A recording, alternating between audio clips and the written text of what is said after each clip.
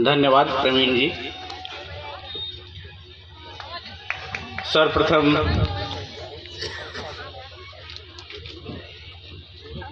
संपूर्ण विश्व को मानवता का पाठ पढ़ाने वाले विश्व गुरु तथागत गौतम बुद्ध का नमन करते हुए उन्हीं के विचारों को, उनकी धम्म नीतियों को पुनः संपूर्ण विश्व में फैलाने वाले सम्राट अशोक महान जी का मैं नमन करता हूँ।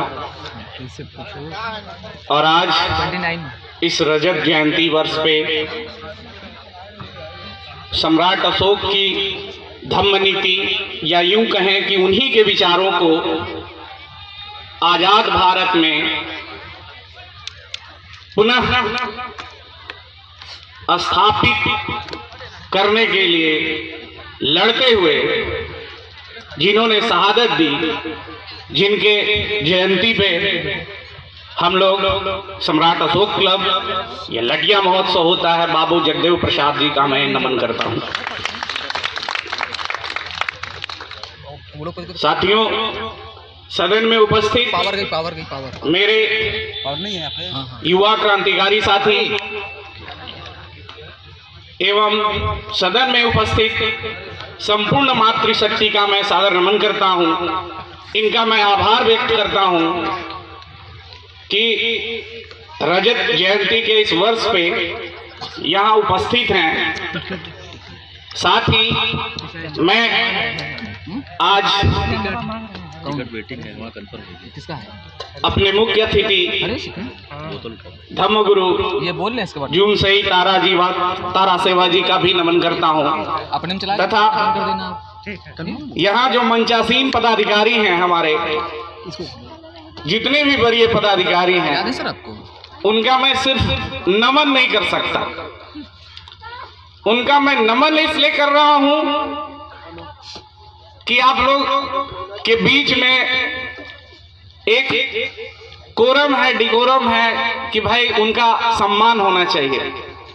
मैं तो उनका तहे दिल से सम्राट अशोक क्लब का और मंचासीन जितने भी पदाधिकारी हैं उनका आभार प्रकट करता हूं कि मुझे अभी प्रवीण भाई बोल रहे थे कि भाई इंजीनियर हैं, सोशल इंजीनियरिंग। ये बात सच है कि मुझे इस सोशल इंजीनियरिंग का सिलेबस पता नहीं था।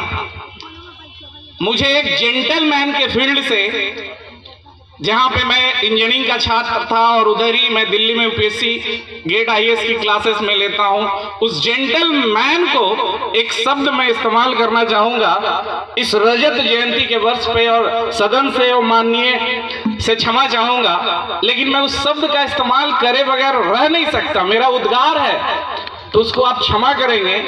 एक जेंटलमैन को, ये लटिया की धरती, ये सम्राट अशोक क्लब के माननीय जितने भी मेरे सीनियर्स हैं, एक जेंटलमैन को इन्होंने जेंटलमैन की फील्ड से उतार कर सोशल इंजीनियरिंग का सांड बना दिया। क्या बात है, तालियां तालियां जोरदार। और मैं ही नहीं, इन मंचासीन पदाधिकारियों को मैं एक जगह मैं लेख भी लिखा हूं एक मैगजीन में, और उसमें मैंने कहा भी है कि सम्राट अशोक क्लब सम्राट अशोक की नीतियों को, इस देश की एकता, अखंडता और संप्रभुत्व को बनाए रखने के लिए कार्यकर्ता नहीं बल्कि सांड पैदा कर रही है। इसलिए पुनः चूंकि समय की नजाकत को देखते हुए, आपका बहुत समय न लेते हुए, पुनः मैं सबका आभार व्यक्त करते हुए पुनः सम्राट अशोक क्लब पूरे परिवार को बिहार प्रदेश की ओर से सादर नमन करता हूं। तथा एक बात और मैं इस मंच के माध्यम से कहना चाहता हूं कि समय की नजाकत है, लेकिन मैं क्या करूं, समय भी नहीं है, बोलना भी बहुत चाहता हूं।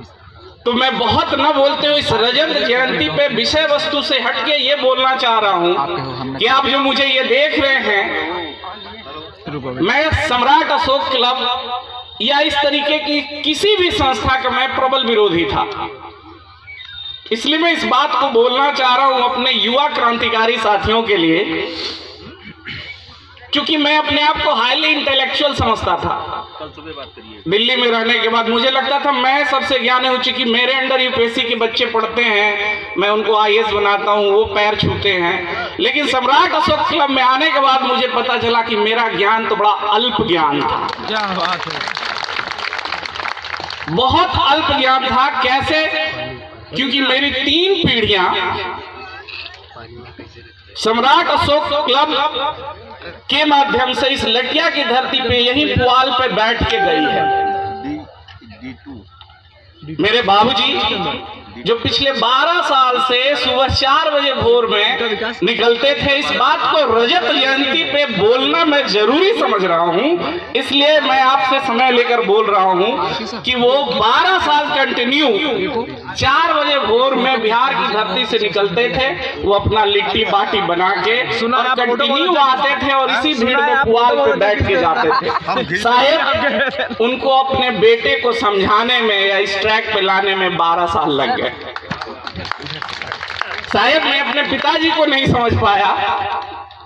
वो जब आते थे, माँ बनाती थी तो मैं कहता था ये पगला गए हैं।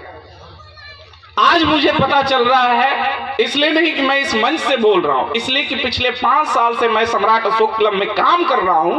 तब जाकर मुझे फील हुआ, महसूस हुआ कि नहीं, कहीं ना कहीं बाबूजी सही जगह थे, मैं ही गलत जगह था। और तो और एक और मैं बात बता दूं, क्योंकि महत्वाकांक्षाएं बहुत बढ़ जाती हैं कहीं भी किसी संगठन में काम करते हुए, तो मैं अपने साथियों और जितने भी गणमान्य लोग हैं, खासकर यहाँ उपस्थित, उनको फिर से इस रजत जयंती, सम्राट अशोक क्लब की रजत जयंती पे बताऊं कि इसी माटी में, इसी पुआल में और सर्द ठंड में बिहार से ही मेरे नाना जी लगते हैं, और वो उस समय वर्तमान विधायक थे माननीय इनके नंदा, नंद कुमार नंदा। और आपके इस पावन माटी पे उन्होंने भी पुआल पे बैठ के रात गुजारी है अपने बॉडीगार्ड के साथ। लोग मंच पे आने के लिए कहते हैं, तो आप समझ रहे हैं कि 2-2 पीढ़ियां मेरी यहाँ आई थी और मैं आने के लिए तो मतलब मैं तो विरोधी था। लेकिन पिछले 5-6 सालों से मुझे लगा कि मेरे जितने भी बुजुर्ग और पूर्वज जो थे वो बहुत सही जगह था, मैं गलत जगह था, और मैं अब सही जगह आ गया हूं। तो इसीलिए पुनः आप सबका, खासकर इस जमनिया की पावन माटी का मैं सादर नमन करता हूं, जो मुझे एक पूर्ण रूप से सांड बनाने के लिए कटिबद्ध है और बना भी दिया है। और सारे पदाधिकारियों का, राष्ट्रीय अध्यक्ष का, राष्ट्रीय प्रवक्ता का, सबका मैं रेडी हूं। और इन्हीं चंद बातों के साथ मैं अपनी वाणी को विराम देता हूं। सजग भारत, श्रेष्ठ भारत, जय भारत। बहुत बहुत धन्यवाद इंजीनियर साहब। दरअसल ऐसी कोई बात नहीं है, आप भी सही अपनी जगह पे हैं। पिताजी